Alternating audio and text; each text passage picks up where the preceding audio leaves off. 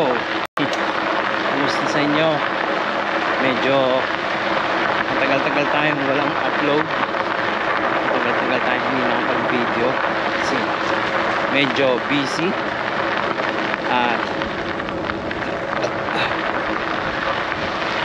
medyo maraming pinagkakaabalahan sa buhay.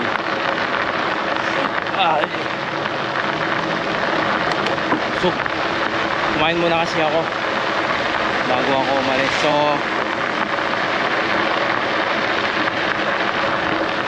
ngayong araw medyo malayo-layo yung ating babaykin o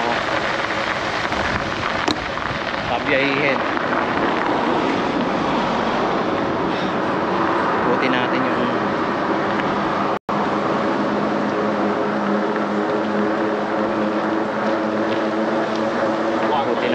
buong Nokia. I mean from center and then punta tayo ng Papirkala, then parang Panukia na siya. Yung mga pupuntahan tayo na lugar, bike lang. Napakaganda ng panahon kasi talagang halos di mo na kailangan mag-doble-doble ng maraming damit. Talagang makikita mo sila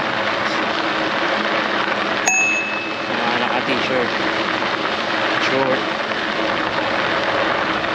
Walang halos karamihan ang suot ngayon. Talagang sisimula na yung summer. Actually kahit yung mga katrabaho ko naiinitan na sila. Masyado na daw mainit. Kaya ito, pag tayo ngayon, maganda yung panahon.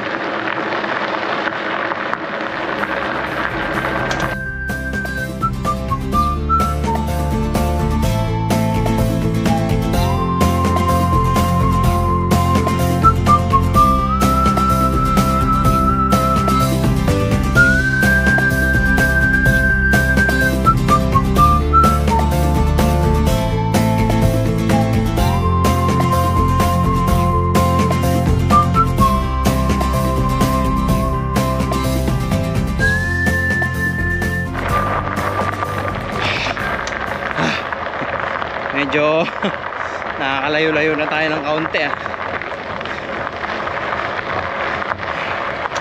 Nakita nyo naman ano, hindi ka may engganyo magbisikleta dito sa lugar na to. Napakaganda ng lugar, malinis, tapos safe ka talaga kahit mag-bike ka. Actually hindi talaga to forest, medyo woods lang talagang mapuno lang yung lugar.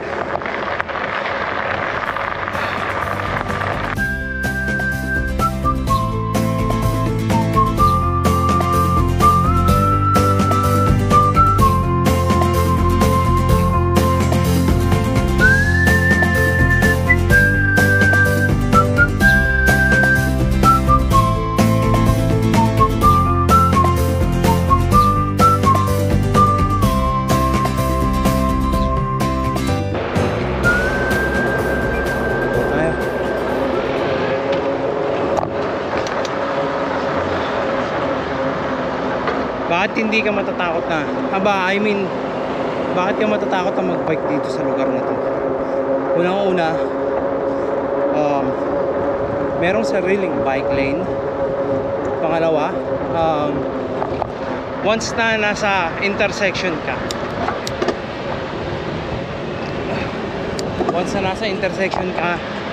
kahit na walang stoplight at nakita nila na tatawid ka, or alam nilang tatawid ka, talagang pagbibigyan ka nila.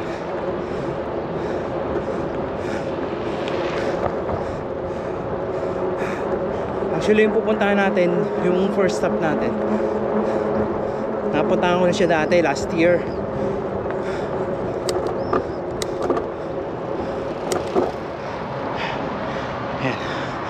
di ba? Namin nagbabike. Bakit ka matatakot na magbisikleta dito eh? May sariling bike lane. Tapos talagang yun nga, once na nakita nilang tatawid ka or nandun ka sa intersection na walang stoplight, talagang hihinto sila at pagbibigyan ka nila. Hiningal ako.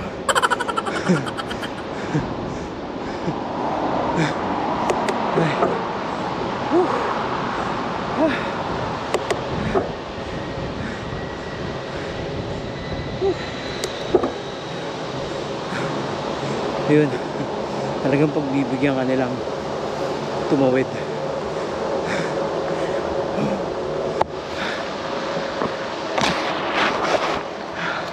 Grabe, sobrang ganda talaga ng lugar dito. Kaya nakikita nyo yan, no? Naglagay lang sila ng parang field or parang net pang soccer, then gym, diba?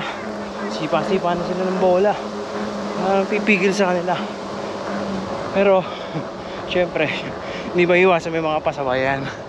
Nakita nyo yung scooter na yan. Iniwan lang sa gitna. I mean, iniwan lang sa tabi. Oh, grabe.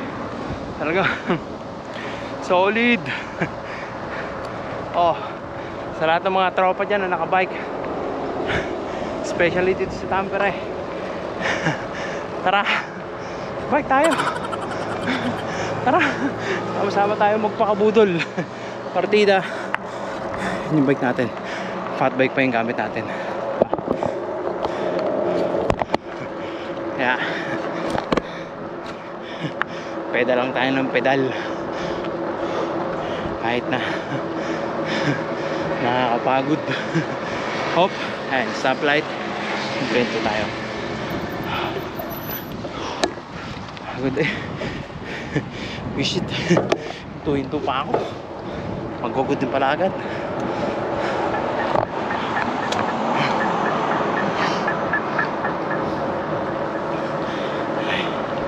Tsaka yun, isa pa, may mga tropa din pala rito na mga naka-electric scooter. Ang dami sila.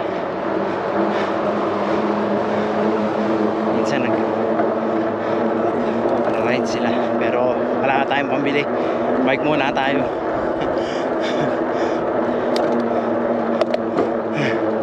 Yung grabe, kasi sobrang ganda talaga ng lugar.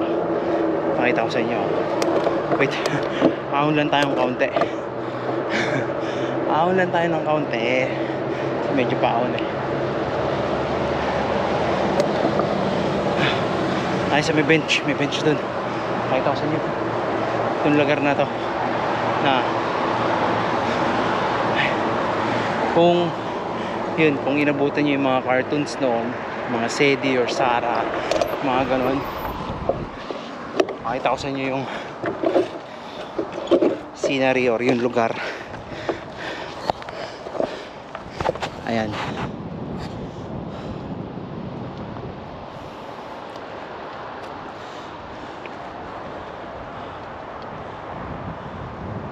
Diba?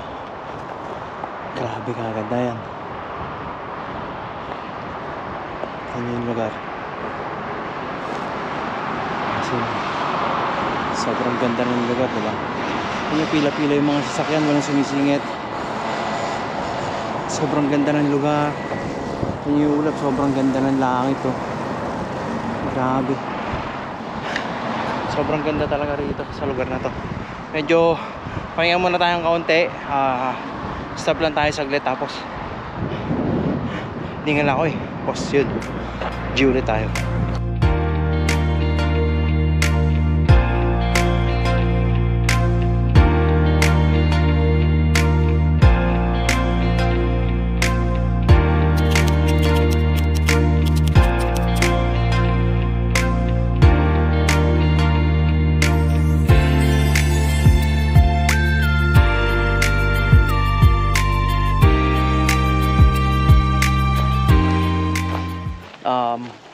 next stop natin siguro mga 1 kilometer lang mahigit. Ayan, ito yung next stop natin. Hindi ko alam kung nakikita nyo, pero ayan, malapit lang siya. Ayan, malapit lang yung next stop natin. Yun lang, parang siguro parang dun lang yata banda siya. Basta ayun. Siguro parang yan lang siya sa may kabila. Ayun, parang dun nga, parang may tower dun. Actually may tower din dito pero hindi na tayo pupunta dun sa may tower dun.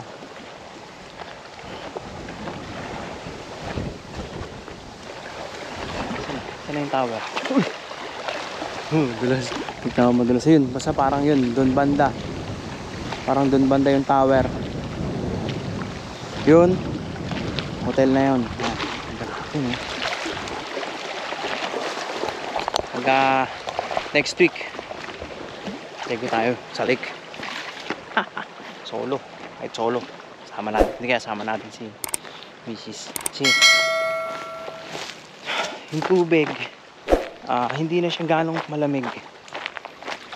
Kumbaga malaglag ako Kung ako tatanungin sa ngayon, kaya maglublob. Kaya maglublob dun sa lake. Kaya ligo-ligo tayo dyan. Kaya yun. Nakakapagod din. Kain lang tayo konting cookies, konting biscuit lang. Tubig, energy drink. Tapos panjak ulit tayo. Punta na tayo dun. So paano? Pack up na tayo tapos panjak na ulit tayo para makauwi na rin tayo. Hindi naman ako nagmamadali. Meron ditong parang fishing rod na may gumawa lang. Iniwan lang siguro para kung sakasakaling may gusto. Ayan. Sakasakaling may gusto mag-fishing. Tapos yun, doon banda area may pwede kang maligo. Pwedeng lakaran tapos talon-talon kayo doon. So yun. Punta na tayo dun sa next spot natin para biyahe pa tayo. Uy. Pwede tayo makyat. So yan. Na tayo. Dun. Siguro tong lugar na to, tong area na to is nilagay talaga nila para dun sa mga mahihilig na mag bird watching. Ayan. Ito nyo. Diba? Sobrang ganda ng lugar. Sobrang payapa. Nakapagpahinga ka. Naririnig mo yung mga huni ng ibon. Maririnig mo.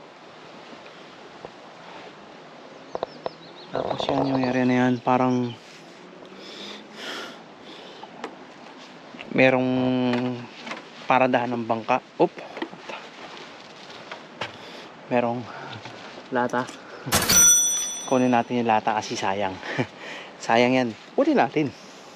Wala lamang ano dyan diba? Kaya silipin natin yun dun sa may gilid.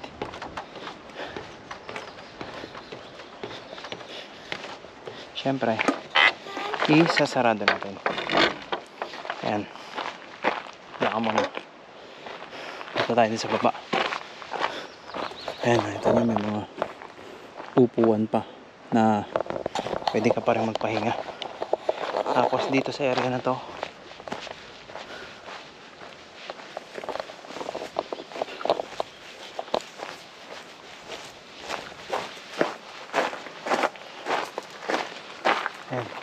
ayan, pwede kang mga bangka siguro yan dyan. Something eklabo. Ayun. Diba? Pwede ka rin maligo dyan. Talong-talong ka dyan. Bali yun. Tawid na tayo dun sa kabila. Punta tayo sa next spot natin. Bali. Okay yun. So bali ano na pala tong side na to. Nokia area na pala siya.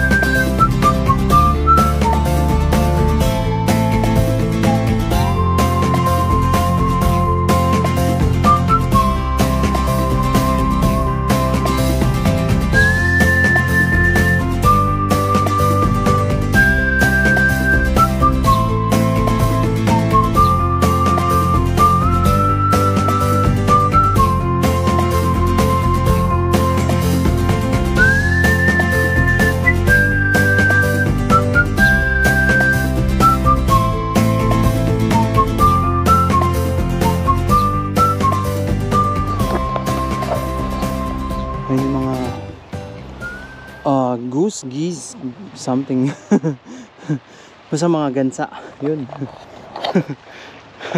Mga gansa. Hindi na tayo pupunta doon kasi medyo iba yata yung daan or medyo liblib. Pero sabi kasi, yan. Oh, nandito na tayo. Pero wala naman yung tower. Kasi parang private area na or kasi parang events place yata to. Parang ganun. Pero ang ganda ng lugar. Ayun, makikita nyo yun yung mga ayun. Kaya pala tinawag nilang parang bird watching tower. Kasi mayroon tower doon. Siguro maraming ibon pag lalo na pag nagpapalit ng weather. Bumabalik na ulit yung mga ibon dito sa Finland. Siguro dito madalas kaya nagkaroon ng parang bird watching tower. Something. Pero anyway, so paano? Padjak na ulit tayo. Pedal na ulit tayo. Papunta na tayo. Pauwi na tayo dun sa Tampere. So update na lang ulit mamaya. Okay. So medyo mabato yung daanan. Kasi talagang siguro baka hindi pa naayos or ganito talaga yung daanan dito. Pero okay lang.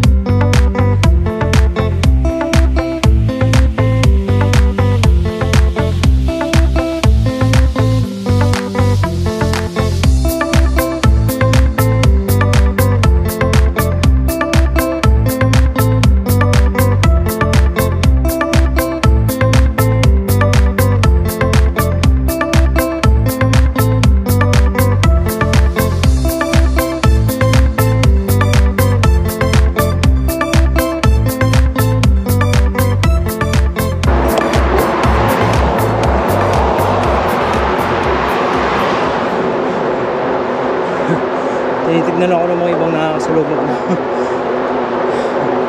Nakabisikleta din. Siguro parang iba yung mukha nito. Parang hindi ko ito kalahi. Parang gano'n.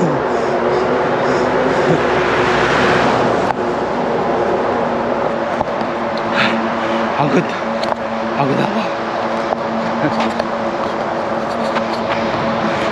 Sarado yung daan, hindi ko alam saan ako dadaan dito, pero hinto tayong konti para malaman natin o maintindihan natin kung saan yung tama nating dadaanan. Ayun, nakita ko na. Alam ko sarado yung daan eh. Update ko ulit kayo mamaya.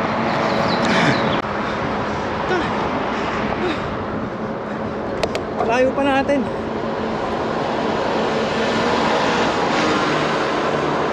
Naambon. Hindi ko na-expect na naambon ng ganito. Naambon.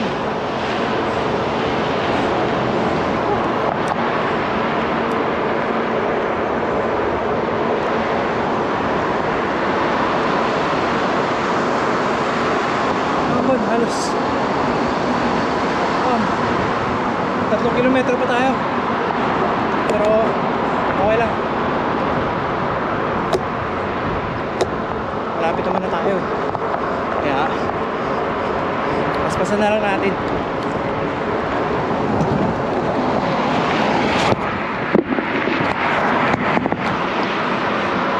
Medyo lumalakas siya. Medyo lumalakas siya. Tago ko muna yung GoPro tsaka yung cellphone kasi malakas siya, malakas.